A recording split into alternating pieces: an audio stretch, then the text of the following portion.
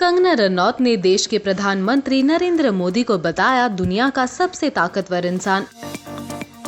कांग्रेस और भारतीय जनता पार्टी की तरफ से कंगना को मिलती रहती है टिकट, लेकिन क्या कंगना पॉलिटिक्स ज्वाइन करने में दिलचस्पी रखती है?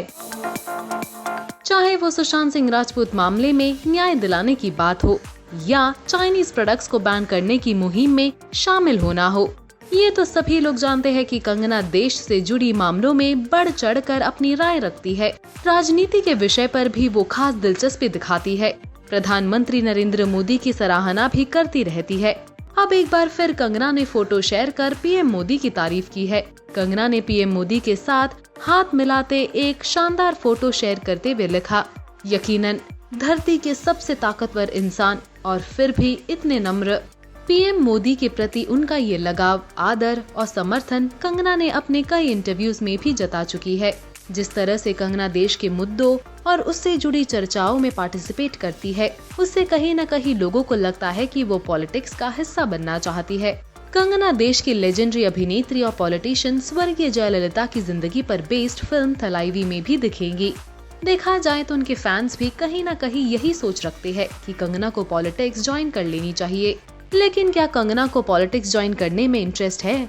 इस बारे में 15 अगस्त 2020 को कंगना ने इसे लेकर 2 ट्वीट्स किए। पहले ट्वीट में उन्होंने लिखा, जो लोग समझते हैं कि मैं मोदी जी को इसलिए सपोर्ट करती हूँ क्योंकि मैं राजनीति में भाग लेना चाहती हूँ, उन्हें साफ साफ बता दूं कि मेरे दादाजी 15 सालों तक कांग्रेस के एमएलए रहे हैं। मेरे घर में मेरा परिवार हमेशा से राजनीति से जुड़ा रहा है और मुझे अपनी फिल्म गैंगस्टर के बाद से लगभग हर साल कांग्रेस से ऑफर मिलते रहे हैं। दूसरे ट्वीट में लिखा, फिल्म मणिकर्णिका के बाद मुझे बीजेपी ने एक टिकट ऑफर भी किया था। मैं अपने काम से प्यार करती हूँ और कभी भी मैंने राजनीति में आने के बारे में नहीं सोचा। तो जो लोग मेरी पसंद के इंसान को सपोर्ट करने पर मुझे ट्रोल कर रहे हैं, उन्हें अब रुक जाना चाहिए। इस विषय पर कंगना ने पहले भी एक मीडिया इवेंट पर बयान दिया था। मैं ये कह रहा था कि क्या कभी आप पॉलिटिक्स को एज अ करियर एक ऑप्शन के तौर पे देखेंगे? कंसर्न सिटीजन नहीं, पॉलिटिक्स करियर नहीं होना चाहिए।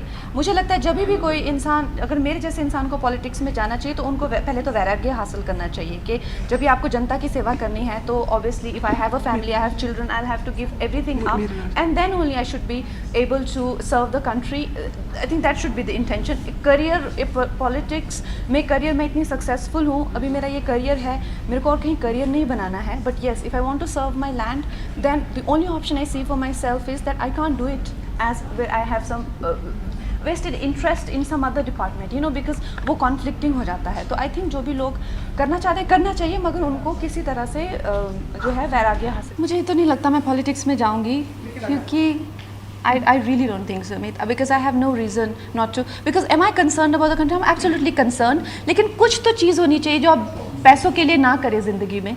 आई थिंक एज अ पॉलिटिशियन फिर भी आप मुझे कह सकते हैं कि यार इसका तो मतलब है, कह सकते हैं ना, 4 लोग कह सकते हैं मुझे, बिकॉज पॉलिटिशियंस चाहे उनको 200 रुपये सैलरी भी मिलती हो फिर भी लोग कह देते हैं कि इन्होंने करोड़ों का घपला किया, राइट।